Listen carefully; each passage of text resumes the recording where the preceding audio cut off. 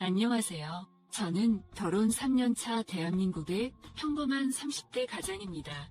얼마 전 경험했던 아찔한 이야기에 대해서 한번 이야기해 보겠습니다. 저희 아내는 정말 미인입니다.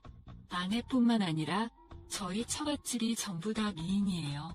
장모님도 연세에 비해 정말 동안이고 미인이시고, 우리 와이프는 제가 처녀 시절부터 몇 달을 졸졸 따라다닐 정도로 저희 동네에서는 나름 유명했던 미인입니다. 얼굴도 예쁘고 몸매는 더 예쁩니다.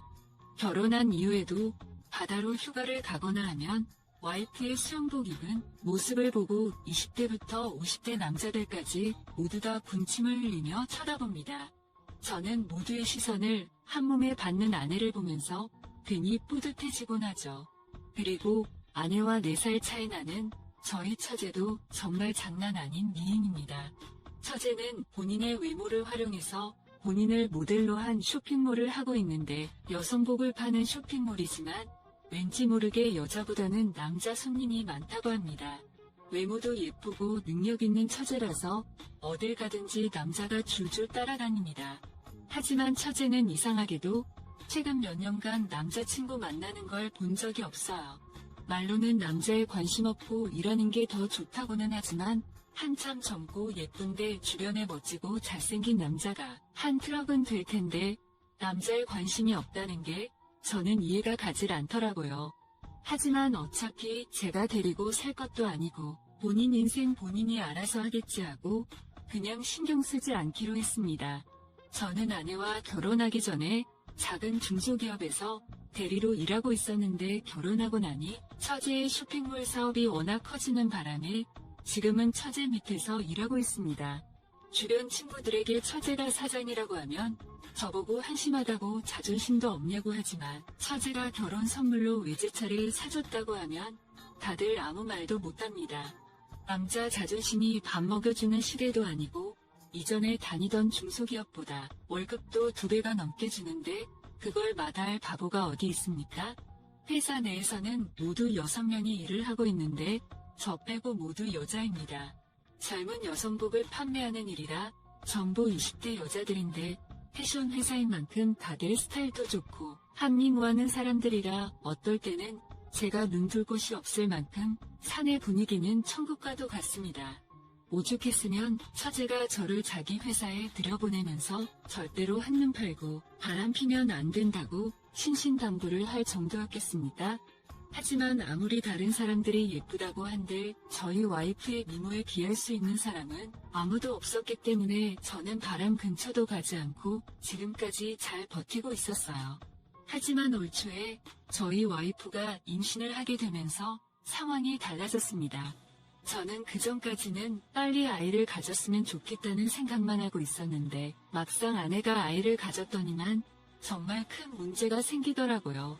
아내와 부부관계를 전혀 할 수가 없는 겁니다. 인터넷으로 찾아보니 어떻게 잘 조심하면 가능하다고는 하는데, 아내는 뱃속의 아이에게 모성애가 강하게 생겨서 그런 건지 절대로 안 된답니다. 안 되는 정도가 아니라 자기 몸에 손도 못 대게 합니다. 제 나이 30대 초반에 한창 왕성할 나이인데 아름다운 아내를 건드리지도 못하고 그냥 지켜보기만 한다는 것은 고문이나 마찬가지입니다. 거기에다 저희 와이프가 임신한 뒤로부터 아내를 끔찍이 생각하는 장모님이 허구한 날 저희 집에 죽치고 사는 바람에 사실상 제가 처가집에서 살고 있는 거나 마찬가지인 상황이 이어졌습니다. 집에 장모님이 계시다 보니 제가 혼자 해결할 수 있는 분위기도 아니었고 몇 달 동안 아무것도 못하고 불만이 쌓여가고 있었습니다. 그러다 얼마 전에 사건이 하나 터졌는데, 아내와 장모님이 태교 여행인지 뭔지 갑자기 제주도로 3박 4일 여행을 간다는 겁니다. 저는 요즘 같은 시국에 무슨 그런 걸 가냐고 물었더니 아무것도 모르면 가만히 있으랍니다. 제가 뭐 힘 있습니까? 그냥 가만히 있을 수밖에요. 없는 돈에 잘 다녀오시라고 장모님께 50만원 용돈 드리고 김포공항까지 배웅해드렸어요. 아참, 저희는 장인어른이 일찍 돌아가셔서 장모님밖에 안 계십니다. 아무튼 김포공항에 장모와 아내를 배웅해 놓고 저는 혼자서 조용히 집으로 돌아왔어요. 아내가 없어서 슬픈 것보다는 4일 동안 혼자 있을 수 있다는 사실이 너무나도 기쁘기만 했습니다. 컴퓨터로 동영상도 실컷 보고 그동안 임신한 아내 눈치 보느라고 못 먹었던 술도 오늘 밤새도록 회랑 소주 실컷 먹어야겠다고 생각하면서 집으로 달려왔죠. 아무도 없는 줄 알고 콧노래까지 흥얼거리며 현관문을 열었더니 어머 형부, 언니 없어서 그렇게 좋아요? 콧노래까지 부르시네. 세상에 그새 처제가 우리 집에 와 있는 겁니다. 아내랑 장모는 제주도 갔는데 대체 이게 무슨 일인가 싶었더니 제 와이프가 제가 딴짓하지 못하게 감시하라고 4일 동안 처제 보고 우리 집에서 제 밥 챙겨주면서 지켜보고 있으라고 했답니다. 진짜 해도 너무하다 싶었어요. 제가 바람을 피울 것도 아니고 그저 혼자서 즐거운 시간 좀 보내고 싶었던 것인데 자기 놀러가는 순간까지도 나를 관리하려고 하다니. 정말 다행인 건 처제도 술을 좋아했기 때문에 아내 없는 동안 집에서 술 먹는 건 허용을 해주더군요. 당장 그날 저녁에 배달 음식 시켜놓고 마트에서 소주 사다가 처제와 바로 한잔했습니다. 아니 처제, 정말 해도 너무하는 거 아니야? 저는 아내에 대한 불만을 처제에게 쏟아냈고 처제는 제 투덜거림을 들으면서 생글생글 웃더라고요. 형부, 나처럼 예쁜 여자랑 같이 지낼 수 있어서 좋은 거 아니에요? 다른 남자들은 나랑 밥 한 번 먹겠다고 줄을 서는데 진짜 형부는 복 받은 줄 알아야 해요. 사실 그게 어느 정도는 맞는 말이죠. 처제가 진짜 예쁘고 인기 많은 건 사실이니까요. 제가 형부만 아니라면 저 같은 사람과 처제가 같이 마주 앉아서 밥 먹고 술 먹는 게 어디 가당키나 한 일이겠습니까? 둘이서 신나게 한 잔, 두 잔 술을 마시고 있다 보니 시간도 흐르고 어느새 둘이서 5병을 마셨더라고요. 평소 같으면 이 정도 마셔도 끄떡없었는데 아내 때문에 몇 달 동안 술을 못 먹다 보니 그때 이미 저는 거의 만취 상태였습니다. 처제는 아직 한참이라 혼자서 더 마신다고 해서 그대로 거실에 두고 저는 혼자서 안방에 들어가서 침대에 쓰러지듯 누웠어요. 얼마나 많이 취했는지 눕자마자 그대로 잠이 들었습니다. 한참 자다 새벽에 일어났는데 목이 너무 말라 거실로 나갔더니 처제가 그대로 식탁에 앉아서 술을 마시다가 그대로 엎드려 자고 있었습니다. 짧은 티셔츠에 손바닥만한 반바지를 입고 있어서 정말 그대로 다 들여다 보일 정도였기 때문에 눈을 둘 곳을 못 찾겠더라고요. 일단 그대로 놔뒀다가는 감기에 걸릴 것 같아서 처제를 흔들어 깨웠습니다. 처제, 일어나봐. 여기서 자면 감기 걸려. 혼자서 몇 병을 더 마셨는지 제가 아무리 흔들어도 일어날 생각을 하질 않더군요. 결국 어쩔 수 없이 그대로 처제를 부축해서 일으켜 세웠습니다. 처제가 제 아내보다 키도 좀 크고 볼륨이 더 좋다 보니 조금 더 무거운 듯 했어요. 어디를 잡으면서 부축해야 할지 참 애매한 순간이었지만 힘없이 늘어지는 처제를 부축하고 장모님이 쓰고 계시던 손님방으로 향했습니다.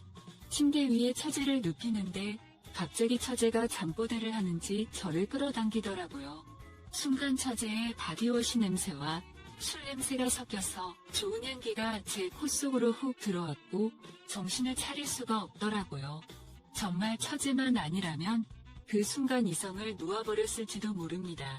하지만 아내와 장모님의 얼굴을 떠올리면서 저는 필사적으로 참았어요. 이건 말도 안 되는 거잖아요.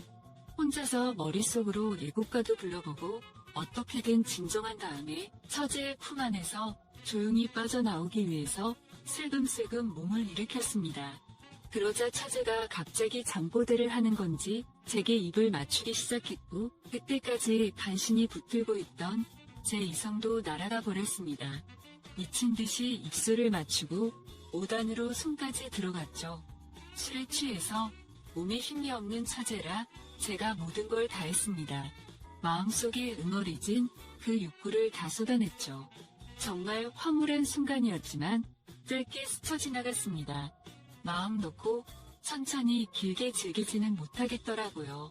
솔직히 제가 정말로 잘못한 게 맞지만 누구든 그런 상황에서는 정신 차리기 쉽지 않을 거라고 생각합니다. 그래도 한 가지 다행인 건 처제가 정말 인사불성으로 취해서 그날 밤에 있었던 일을 기억하지 못할 것 같았어요. 술에 취해 기절해 있는 처제를 재우고 저는 새벽에 몰래 제 방으로 다시 돌아왔습니다. 방금 무슨 일이 일어난 건지 두근거리는 심장이 진정되지 않았고 처제의 향기를 지우기 위해서 그 새벽에 샤워까지 하고 잤습니다. 다음날 아침 출근하기 위해서 같이 일어나서 해장도 못하고 차에 탔는데 조수석에 타있던 처제가 제 얼굴을 빤히 쳐다보면서 형부 정말 좋았어 라고 하는 겁니다. 진짜 순간 심장이 떨어져서 심장마비에 걸리는 줄 알았어요. 처제는 처음부터 술에 취한 것도 아니고 다 알고 있었던 겁니다. 그때부터 4일 동안은 정말 일 끝마치고 집에 돌아와서 처제와 만리장성을 쌓았습니다. 한두 번이 아니었습니다. 진짜 그야말로 만리장성을 쌓는 욕망의 파티였습니다. 그러면 안 된다고 생각은 했지만 생각뿐이었고 몸은 제 말을 듣지 않았어요. 오죽했으면 나중에는 젊은 남녀를 한 집에 두고 놀러간 아내와 장모님이 잘못이라는 생각까지 들더라고요. 그리고 마지막 4일째 장모님과 아내가 돌아오는 날이었습니다. 오후 4시쯤 인천공항으로 돌아오는 비행기였기 때문에 저는 안심하고 있었어요. 그때는 처제와 둘이 대놓고 안방에서 자고 있을 때였는데 그날은 일요일이었기 때문에 푹 자고 천천히 일어나서 아내와 장모님 마중을 나갈 생각이었습니다. 한참 자고 있었는데 왠지 그런 기분 있지 않습니까? 누가 나를 지켜보고 있다는 기분이 들어서 살짝 눈을 떠보니 누군가가 침대 앞에 우두커니 서서 저와 처제를 내려다보고 있더라고요. 진짜 저는 순간 저승사자가 저를 잡으러 온 줄로만 알았습니다.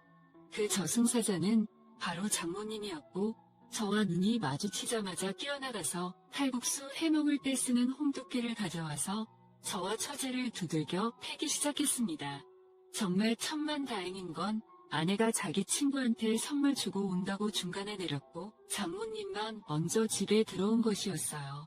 원래는 오후 비행기였는데 아내가 너무 피곤해해서 일찍 돌아와서 쉬기 위해서 새벽같이 준비해서 서울로 올라왔다고 하더라고요.